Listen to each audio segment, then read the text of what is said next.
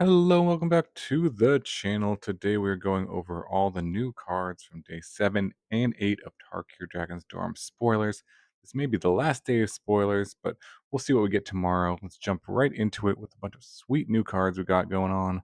First off, the Mardu Siege Breaker. This is a 4 mana Mardu colors, 4/4 human warrior, death touch, and haste. So already a pretty good stat line here. And it says when it enters, exile up to one other target creature you control until this creature leaves the battlefield. And then whenever it attacks, for each opponent, create a tap token that's a copy of the exiled card attacking that opponent. At the beginning of your end step, sacrifice those tokens. So this kind of is like blinking your creature, and then it comes back into play during your combat step every turn, as long as this survives. And then if this dies, then the creature comes back into play again. So you really want creatures with good enters the battlefield effects, because both like if this thing dies and also when the token comes into play, you want to get that effect, right? So that's kind of how I'm seeing to use this. Maybe some other ways you can think about how to use this, but there's quite a few good ETB effects. You could play Loran just to destroy more artifacts or enchantments, right? You could have Toby that makes additional tokens every turn. Biza as well has a lot of good ETBs. The Thrill Seeker, Voldaren Thrill Seeker, kind of nice. You could put backup and then sacrifice this to do additional damage if you had extra mana during your combat step every turn. That would be pretty good. If you wanted to go 4 colors, the Flood Pit Drowner is quite good. Just like tap down and put stun counters on your opponent's creatures every time you attack. I do think this goes infinite with this Madame the Ageless. That if you attack, if you put that underneath it and you attack you and it does damage, you take an extra turn, and it says it can't attack during the extra turn, but then you're going to get a new token copy of it every time you attack. So during your next turn, so I think you just take infinite turns as long as you can keep hitting your opponent with that combo. So kind of slow and 4 colors, but something to consider as an infinite combo as well. But I think for standard here, that's like more of a pioneer combo. But for standard, this card seems like it provides a lot about value, and just on its own 4 mana for 4/4 Death Touch Haste is pretty decent stats. And then you can kind of get a lot of value, I think, out of its effect if you sort of build your deck around it.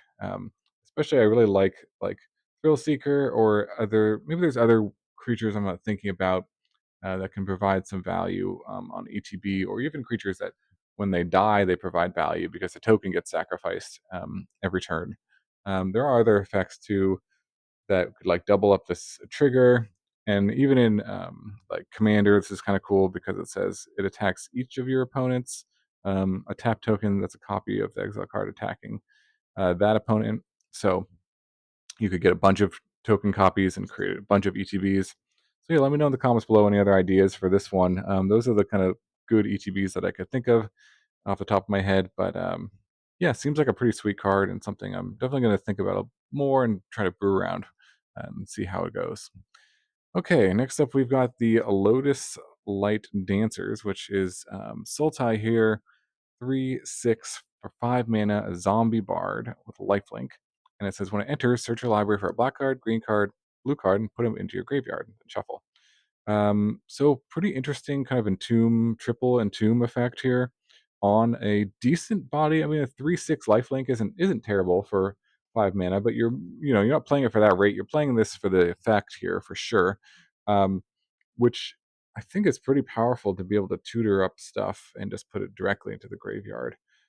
Question is like, what exactly are you tutoring? The best I could think of, you can tutor up like Rite of the Moth, which as your black card, which is kind of interesting because then the following turn you could flash it back. You do have to play 4 colors to do this, but it's certainly possible to play 4 colors in standard. So if you had this and you put Rite of the Moth, Galta, and then like self-reflection or Traxa or conspiracy unraveler could be sort of your blue card, or even Atraxa could be the green card. So there's some good options, I think. And then the following turn you could flash back Rite of the Moth to reanimate any one of your guys, and then maybe use self-reflection to create another copy of one of the creatures you put into play or of the Lotus Light Dancers itself, and then do it again. So some interesting ideas, I think. Let me know in the comments below again any other ideas with this one. That's kind of the coolest thing I could think of with this, and maybe how to set up your graveyard.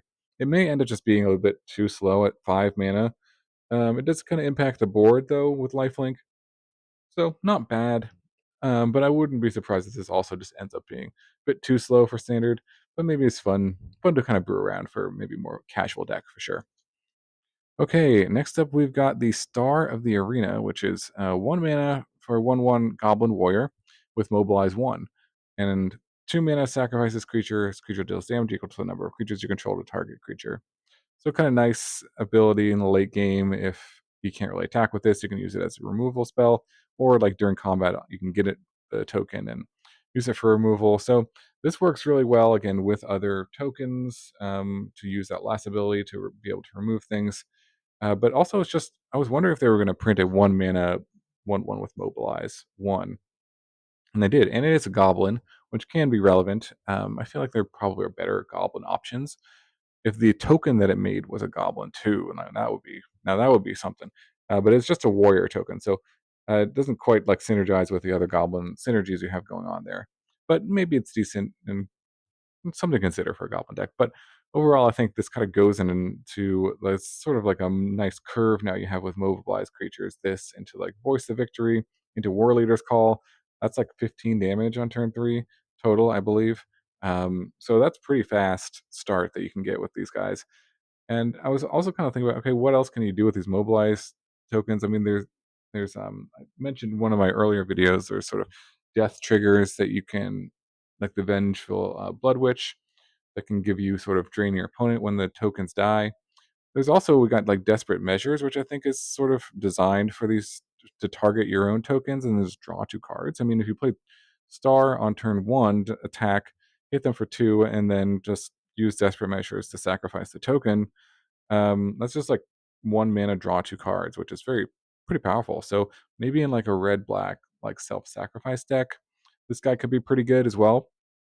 But yeah, let me know in the comments below any other ideas for mobilized creatures. I think that's it's a pretty powerful effect, and especially on a 1 drop. So I think we'll find some ways to use it. Okay, next up we've got Stillness in Motion.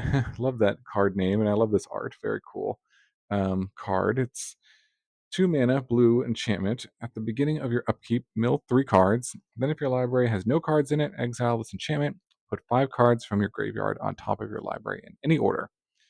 So I think if you're going to use this card, you're not really caring too much about the last effect. It is nice, like if you do end up like milling yourself, your opponent's trying to mill you. You can sort of stack your library, but I don't think you're going to try to set up your deck, at least in standard, with that effect in mind. Mostly using it because this card is pretty efficient in that it mills 3 every turn for just 2 mana, basically. I've seen some people kind of hating on this card, and I guess I kind of get why, but I think this card is actually decent. It's probably the most efficient self mill card in standard. If all you care about is just putting cards into your graveyard, this is probably the most efficient way of doing it. Um, there are other ways that will mill you for some, and then you get a card back into your hand. So card selection. So obviously, in certain decks, that those cards are better. But if you're just caring about sheer number of cards in your graveyard, this card probably is the best thing you can be doing. So I don't know, where would this find a home? There's not really like a dredge deck or anything like that in standard. You could think about making one, something like that. Like Souls of the Lost was the first card I thought about with this one because this itself is a permanent. So if you milled other copies of it, it would boost your Souls of the Lost, and it just basically gives your Souls of the Lost permanently +3/+3 every turn that this is in play.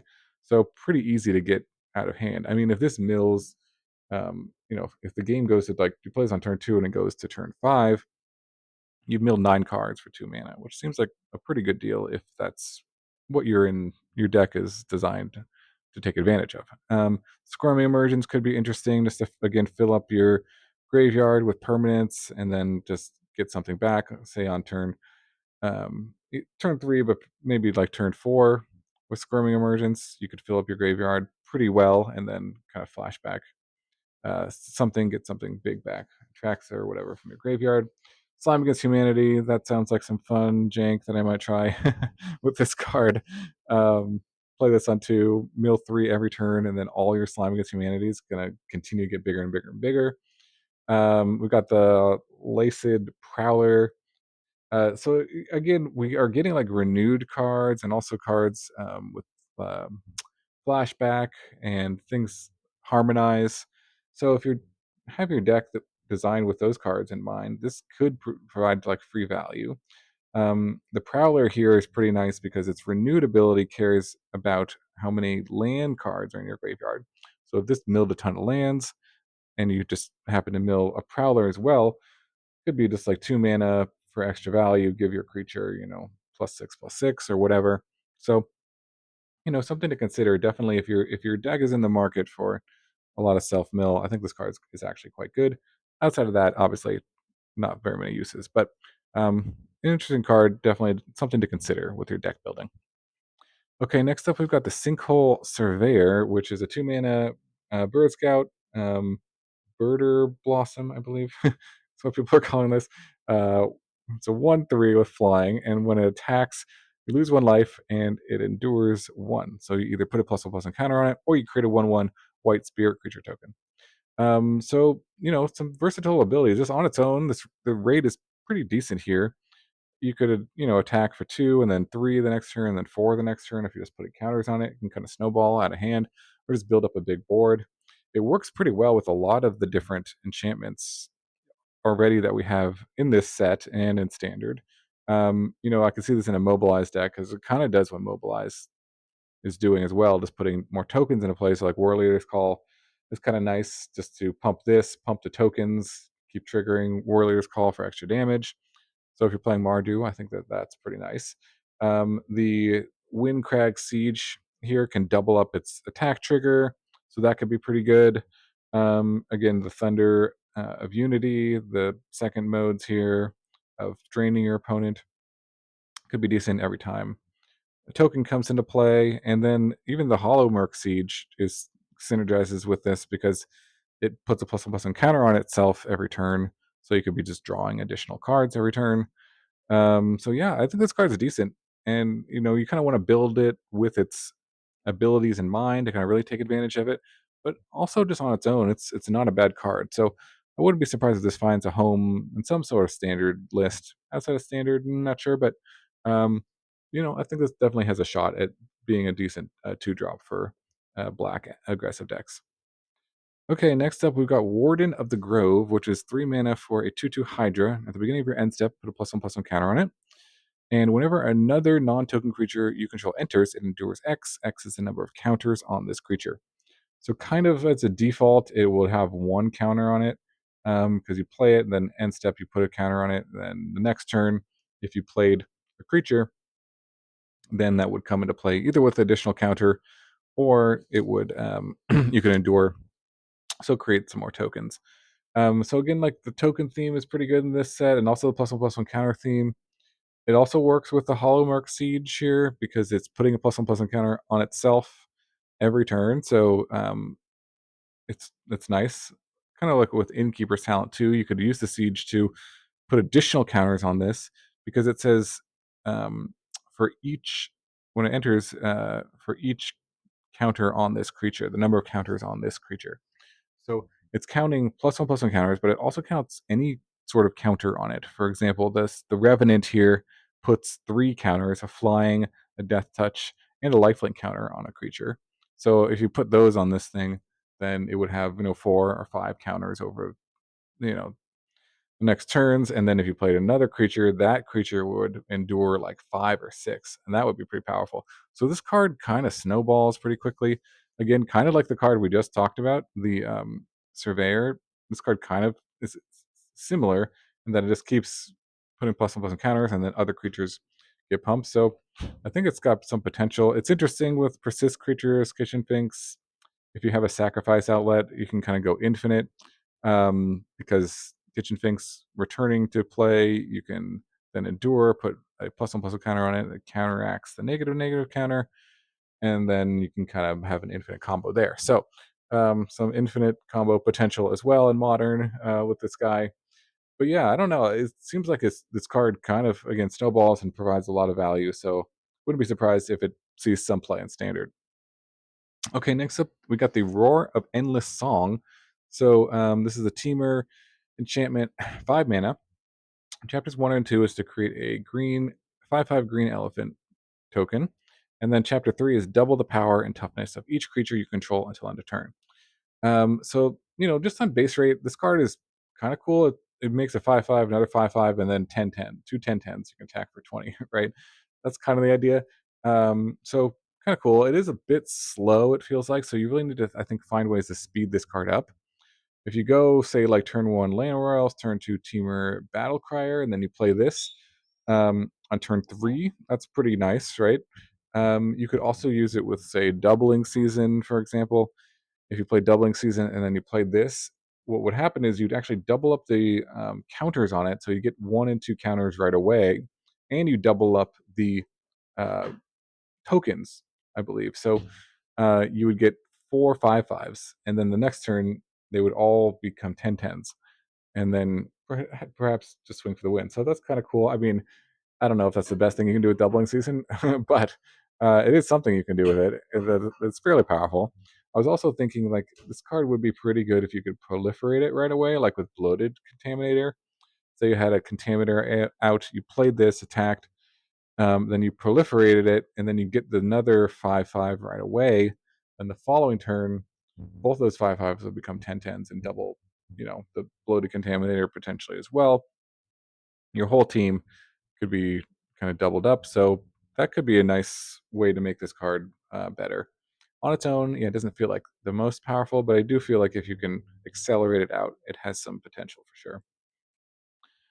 Okay, next up we've got the Kheru Goldkeeper. This is an uncommon here. With the dragon, it's 4 mana for a 3/3 flyer, but it's got this ability whenever one or more cards leave your graveyard during your turn, you can create a treasure token. So this card, there's a lot of different combos with this card, and I'll talk about that in another video that I make with all my infinite combos videos that are coming up. It also has renew for 5. You can exile it from your graveyard to put 2++ encounters and put flying on a creature. Not bad. Um, but mostly using this for this ability that when something leaves your graveyard, you create a treasure token. Um, that's a pretty powerful ability. I don't know if that's really an ability that's on any other card that I've seen before. It goes infinite with Tortured Existence. I believe this is like Legacy playable. Correct me if I'm wrong, but if you have a creature in your hand, you can discard it and then return it back to your hand over and over again for 1 black mana. But this gives you sort of the treasure token to do that. And then as long as you have something that, whenever artifact comes into play, does the damage to your opponent, something like that, you could kind of go infinite that way. So there's a bunch of infinites. That's kind of like the simplest one. In standard, I was thinking there is infinites with this. If you have Bart, Forsaken Miner, and the Vengeful Blood Witch, that's an infinite combo. Because if you sacrifice the Forsaken Miner to the Bart and then use the Blood Witch, that targets your opponent for 1 life drain, and then you can bring back the Forsaken Miner for 1 black mana, and then that will trigger the Goldkeeper here to give you a treasure token. Then you can use that treasure token the next time you go through the loop to pay for the Forsaken Miner and just go infinite there. So that's kind of the cheapest way I could think of in standard. Let me know if there's any other combos with this, in standard that I'm missing. Maybe you can certainly get some value out of it, but that was kind of like the infinite combo I was thinking about. Yeah, this is a pretty combo-lific card, I would say. So definitely something to consider all the different possibilities for. All right, and last up we've got turtles. Ambling Stormshell here, 5 mana for a 5/9 turtle, Ward 2. When it attacks, put 3 stun counters on it and draw 3 cards. And whenever you cast a turtle spell, you untap it. So I think on level 1, you just play this in a turtle deck, and then you just hope to play a bunch of turtles to get rid of the stun counters, right? Which you could do, and I probably will try because I love the turtle deck that I have going on this channel. I keep trying to update it with every new set, and this card seems to fit right in, of course. So that's one way to use it. There's a lot of other ways, though. Even the Inquiry Dominus that can remove counters from it, the stun counters here. Um, so that's kind of a nice combo there. Also, you could just like blink it with like parting gusts, right? If you attacked, draw 3. If they block it, it's going to die. You could blink it mid combat, comes back, or just after it deals damage, comes back without the counters. Then you can attack again, draw 3. Um, you know, if you give it a vigilance too, that's also another very good way to make this work. Like Might of the Ancestors can give it vigilance every turn, and attack for more damage. So that could be a nice combo because if it has vigilance, excuse me, it doesn't tap. So then the stun counters don't really matter. So you can just build up a bunch of counters on it, I guess. That could be something. Also, maybe just make copies of it with Electro Duplicate every turn and attack for 5 more. Could be interesting and draw extra cards. Solemnity would also just like make it so you can't put the stun counters on it, so you could just attack every turn. So I think there's lots of ways around the sort of stun counters on this. The effect itself is quite powerful overall. I would say with this card, I mean, to be able to draw 3 extra cards, and the stats on this guy are pretty good. The problem is he doesn't really do anything the turn he comes into play. You could also find ways to like give it haste as well. That would be decent if you are worried about it. Giving a haste could again give you the cards back right away. But the problem is like, yeah, if you just play this on 5 and they go like go for the throat, pay the ward, then you're kind of down on tempo there. Um, there's other removal spells like Leyline Binding, things like that for 1 mana that they could just pay the ward for 2 and then exile this, and then you just didn't get any value out of it. So yeah, I think just kind of on its own, not the best card, but if you build around it, maybe find ways to give it haste and give it vigilance, or just blink it, copy it, things like that. This card could be kind of sweet. So I don't know. We'll see. Let me know in the comments below what you think about this one. Certainly excited to upgrade my turtle deck at least with this and see how that goes. But yeah, that is basically all the rares that we have for today. I think that's most of the rares for the whole set, from what I understand, rares and mythics. So we'll see what we get tomorrow. I think the full set is going to be spoiled tomorrow.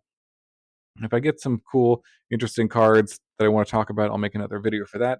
Otherwise, I got 10 new infinite and game-winning combos coming up on the channel. A few of those videos, I already got a bunch uh, queued up for that. And then I'm brewing a ton with this set. This set looks really sweet.